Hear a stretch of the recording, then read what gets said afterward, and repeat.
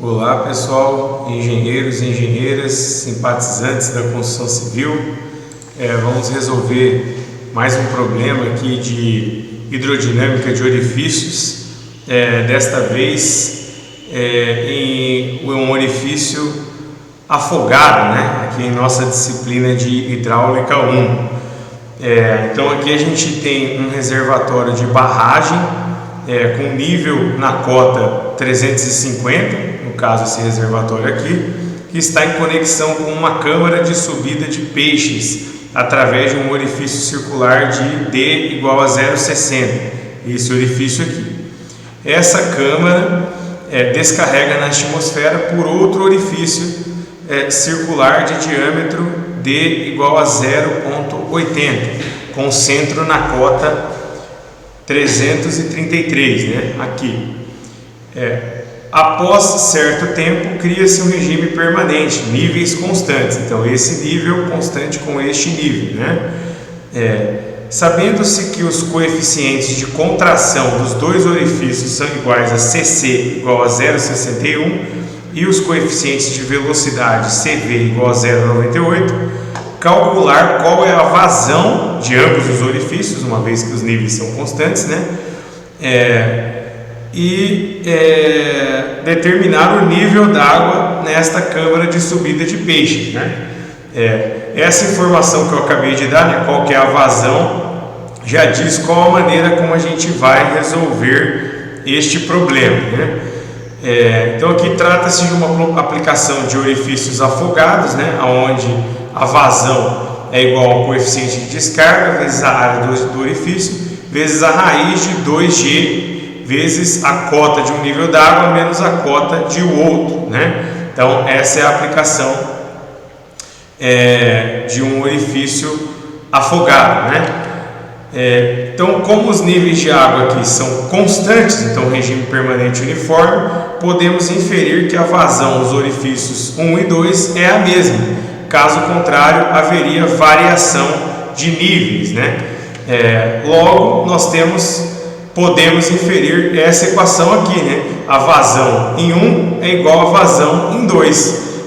Então eu tenho aqui a vazão no orifício 1 e a vazão no orifício 2. Então a vazão no orifício 1, CD vezes a área 1 vezes a raiz de 2G multiplicado por 350 menos X, Se a gente voltar lá na figura, 350 menos X, esse desnível entre os reservatórios, aqui eu tenho a perda de carga, é exatamente o que simboliza a equação da lei dos orifícios para o orifício afogado, Então aqui do outro lado nós temos CD vezes área 2 multiplicado por 2G vezes X menos 333, que é a carga aqui nesse orifício que está descarregando a pressão atmosférica, Esse aqui não é afogado, mas eu tenho aqui uma carga H. O que é essa carga H aqui, É X menos 333, Então, aplicando a lei dos orifícios aqui, eu tenho essa carga H, X menos 333. Então, por isso que ficou exatamente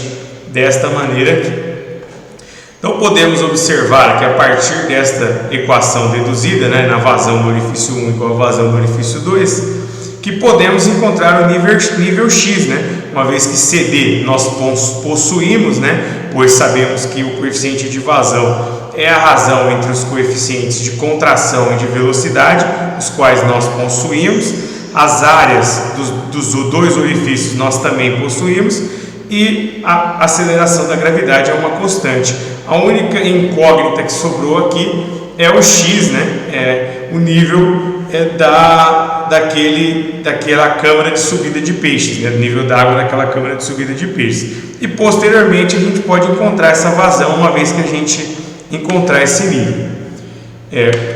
Então, considerando que CD é constante em ambos os lados daquela equação, ele pode desaparecer aqui, E aí a gente pode ir avançando na álgebra para encontrar esse X, Aqui eu posso elevar tudo ao quadrado para poder desaparecer com essas raízes, Utilizar esse recurso matemático, Então aqui eu elevei a área ao quadrado e por consequência eu desapareci com a raiz quadrada que estava aqui nessa parcela das cotas de nível. desenvolvo um pouco mais essa equação e vou isolar esse x, certo? Encontrando aqui um nível de 337,0845 metros.